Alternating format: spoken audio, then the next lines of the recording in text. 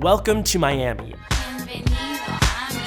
a city whose bright lights and tropical weather have attracted bachelorette parties and beachgoers since the dawn of time. I love Miami! Enjoy Miami. But over the past 10 years, Miami's population of millionaires has nearly doubled. Enticed by Florida's lack of taxes, out-of-state billionaires are rapidly developing the city. Hello, Miami, and hello, Florida. So much so, its skyline is now the third tallest in the country, right behind New York and Chicago. But while Miami is touting a new era for the ultra-wealthy, the very people who build these skyscrapers are getting left behind. Imagínate cómo es de irónica la vida, porque somos los que construimos casas, construimos edificios, y somos los que más sufrimos por pagar una renta. Miami developers are known for building big projects incredibly quickly, no matter what. Every 4 days in Florida, a construction worker dies on the job. And workers are fleeing the state because of it.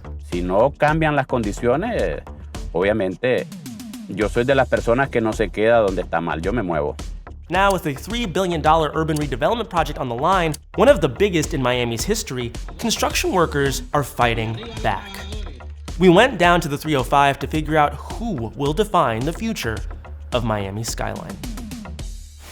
After 29 years of living in Seattle, Jeff Bezos made an announcement in 2023. Jeff Bezos posting on Instagram last night that he's leaving Seattle after nearly 30 years. He's going to move to Miami. The move to Florida saved him around $1 billion in capital gains and personal income taxes. But Bezos wasn't the only 1%er moving to Miami. From 2012 to 2022, 38,000 millionaires, 160 centimillionaires, and 12 billionaires moved into the city. In fact, Miami has more centimillionaires with second homes than any other city in the country. And now it's one of the most unequal and unaffordable places to live. This massive accumulation of wealth didn't happen by accident. Let's go back to December 2020, nearly a year into the pandemic. Self-described village idiot Delian Asparuhov, a venture capitalist, tweeted, "Okay guys, hear me out. What if we move Silicon Valley to Miami?" Miami Mayor Francis Suarez responded a few hours later, "How can I help?" Suarez rolled out the welcome mat to every morally questionable financial institution in America. You know, we in Miami believe that government should facilitate, not that government should dictate. Lured by low taxes and little regulation, crypto companies, investment firms, and billionaire founders flocked to South Florida. This crypto bull from TradeStation really symbolizes how the gravitational center of gravity of the country has moved from San Francisco in venture capital and private equity in New York to the city of Miami. Between 2020 and 2023, 105 financial firms relocated to South Florida, including the massive hedge fund Citadel and its billionaire CEO, Ken Griffin. The men and women who serve in public office have a mindset of how can we help. It is a pro-get-it-done mindset that is often lacking in the northern cities. As Miami quickly became Wall Street South, its skyline did too. Spurred by pro-development policies and regular changes that allowed buildings to be taller, luxury developers rushed to build. There are currently more skyscrapers under construction in Miami than in every West Coast state combined. But for the workers constructing Miami's growth, the wealth hasn't trickled down. I thought to myself, how is it, that the very workers who we rely on to build our housing here in Miami can't afford a roof over their own heads? Zaina Al-Sous is a director at WeCount, an organization fighting for better living and working conditions in South Florida. She's standing up for the people Miami has left behind, people like Arturo. Lo más bonito, pues, como siempre lo digo, es cuando el edificio se termina. Si me sacan un día voy a ir al edificio y me voy a sentar a tomar un café abajo para decir, estas luces las hice yo y eso. Esa es la parte que a mí me encanta, el ver mi trabajo terminado. Arturo has been working as an electrician for the last 18 years across the US. He moved to Miami last year to be closer to his family. No tenemos el nivel de vida que deberíamos de tener. Y no estamos pidiendo que sea exagerado. No quiero vivir como los desarrolladores, ni mucho menos, pero por lo menos tener las condiciones medias de un trabajador calificado como nosotros. Lo de la renta de aquí de la Florida es una exageración. That's Candido Ariel, a carpenter who lives in Little Havana with his wife, daughter, and grandson. Ya vivir aquí en Miami ya es un lujo. Since 2023, the average monthly rent of a two-bedroom apartment has risen over 21%. No major American metro area has seen such a steep rise. We found that 8 out of 10 construction workers who we talked to, mind you, on projects valued at $10 million or above, 8 out of 10 of these workers had struggled to pay rent in the last year. Yo estoy ganando menos que lo que yo ganaba hace 18 años.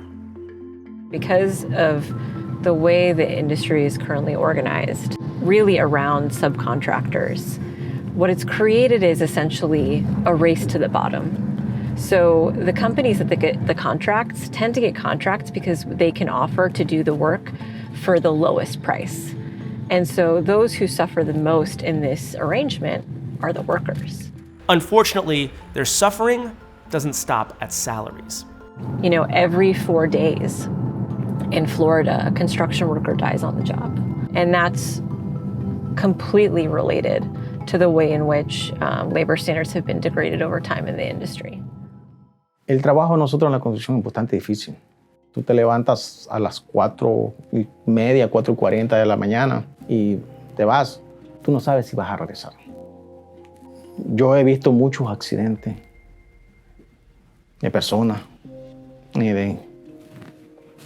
que pierden la vida en la industria de la construcción. In 2024, Candido Ariel worked on Block 55, a mega project for industry titan Swerdlow Group. He fell 4 floors trying to remove an anchor from a parking lot pillar, suffering bruises across his entire upper body. He was sent to a company-owned clinic to recuperate. Simplemente el chequeo médico, te dicen estás bien y vete para tu casa. Solo te quedan viendo donde te golpeaste y dicen, estás bien, vaya, va a trabajar. There's a lot of pressure in the construction industry for contractors to move from project to project. This includes asking or requiring workers to work long hours. When you add into it outdoor work, especially during the summer months when the heat has been so intense, this also has an impact on workers' health and safety and their ability to protect themselves when the pace of work is increasing. It is a South Florida scorcher. It is so hot outside and there's not many ways to beat the heat. En la mañana está tal vez la temperatura a 100, 105, 110. 80% of construction workers in South Florida who we surveyed didn't receive any kind of heat safety training. People can die. They can pass out. They can experience really severe illnesses, kidney failure. Hay muchas compañías de que no tienen un lugar donde tú puedas descansar, donde si tú te das un golpe de calor o te sientes mal, no tienen directamente una clínica en el proyecto donde te puedan llevar, te puedan a recuperarte. While pay is unjustifiably low for these jobs, even in the safest conditions, workers like Arturo and Candido are lucky if they even get to see that money reach their wallets. 31% of the qualifying Miami construction workers we surveyed didn't receive the overtime pay they deserved. Hay gente que ha venido y nunca no ha salido de otro estado, solo aquí en la Florida o en Miami para ser específico, y ellos no saben qué cosa es overtime. Y vos sabes que ese es un robo. Es un robo a todas luces por donde lo mires.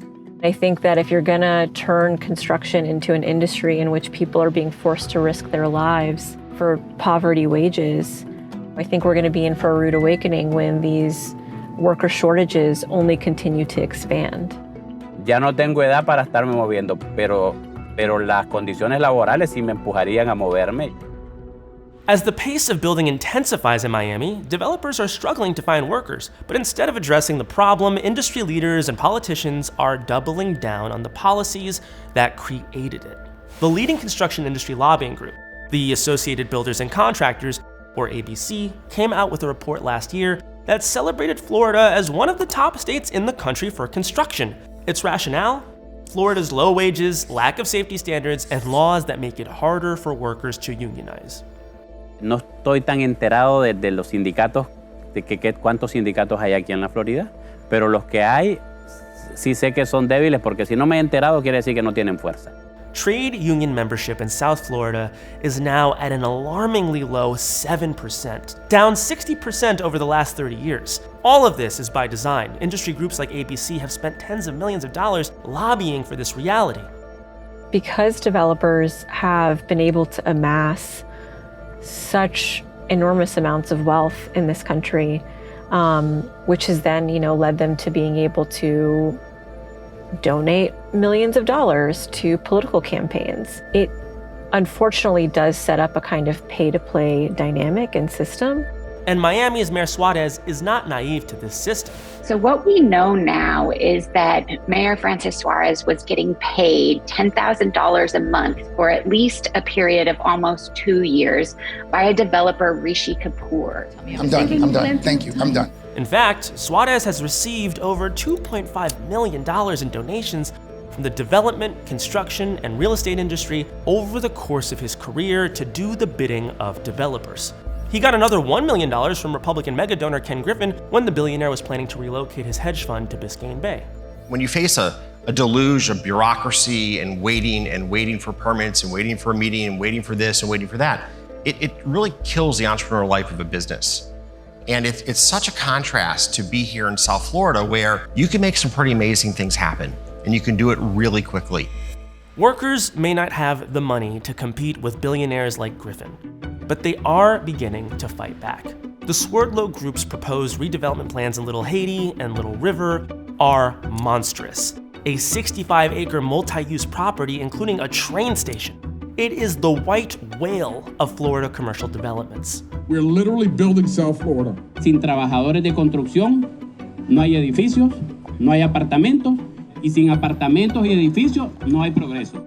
WeCount and its members, alongside over 25 unions and community organizations, are insisting on a collective bargaining agreement for the project that addresses a living wage, responsible contracting, independent monitoring, and on-site urgent cares. WeCount is also proposing to combine these urgent cares with cooling centers to combat the extreme heat as Miami summers just get hotter. La lucha no para ahí. Viste, eso es el primer paso, sería grandioso si logramos con don Michael Swerdlow.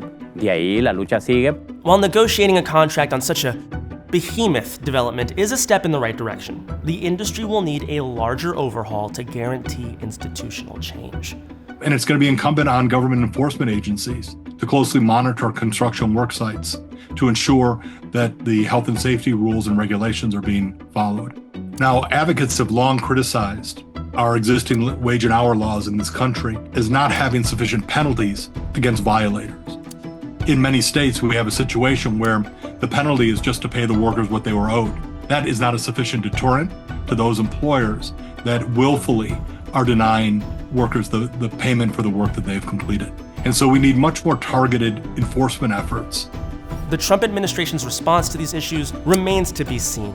However, his recent firings don't bode well for workers at large. What Trump did is essentially neuter the National Labor Relations Board. So right now, union-busting corporations like Amazon and others can do what they do against workers with impunity.